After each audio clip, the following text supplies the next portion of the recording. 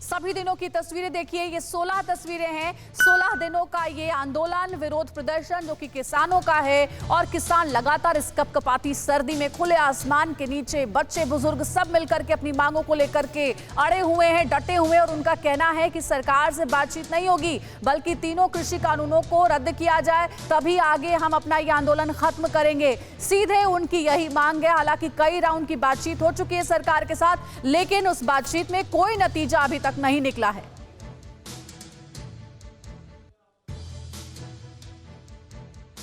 तो आज किसानों की क्रांति का 16वां दिन है। 16 दिन से किसान बॉर्डर पर जमे हुए हैं, और आप देख सकते हैं कि सभी दिनों की तस्वीरें हमने आपको दिखाई, और उसके बाद अब आपको ये दिखाते हैं कि कृषि मंत्री नरेंद्र तोमर ने प्रेस कॉन्फ्रेंस में और क्या क्या बातें कही हैं, यानी किसानों से क्या अपील की गई है। तो कृषि मंत्री की बड़ी बातें आपको हम समझाते हैं। पहली बड़ी बात यह कि सरकार खुले मन से बातचीत को तैयार है, जो लगातार कहा भी जा चुका है कृषि मंत्री की ओर से। दूसरी अहम बात यह है कि विषय चिन्हित कर किसानों को प्रस्ताव भेजा गया है। तीसरी अहम बात यह कि किसान फिर से प्रस्ताव पर विचार करें। यह सब प्रेस कॉन्फ्रेंस में कृषि मंत्री की ओर से कहा गया है। सरकार के पास को अहम नहीं, तो सरकार के पास को अहम नहीं, लगातार जो बैठकें चल रही हैं उसको लेकर के ये बातचीत है कि सरकार लगातार जिन प्रावधानों पर आपत्ति उस पर भी बातचीत के लिए तैयार है। भारत सरकार हमेशा चर्चा के लिए तैयार है, किसानों की तरफ से कोई सुझाव नहीं आया है। तो कृषि मंत्री लगातार ये कह भी रहे हैं कि किसान हमें सुझाव दे, लेकिन अभी तक कोई सुझाव नहीं आया। ये कहा गया प्रेस कॉन्फ्रेंस में, ये भी कहा गया कि एमएसपी पर लिखित आश्वासन को तैयार हैं। ये आश्वासन दिया गया है किसानों को।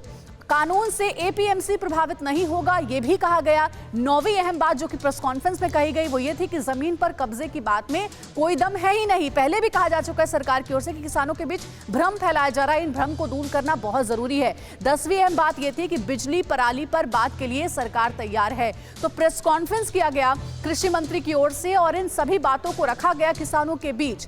अब आपको ये बताते हैं कि किसानों ने अपनी बैठक में क्या क्या फैसले लिए हैं, क्या क्या कहा है। अब किसानों की बड़ी बातें भी सुनिए।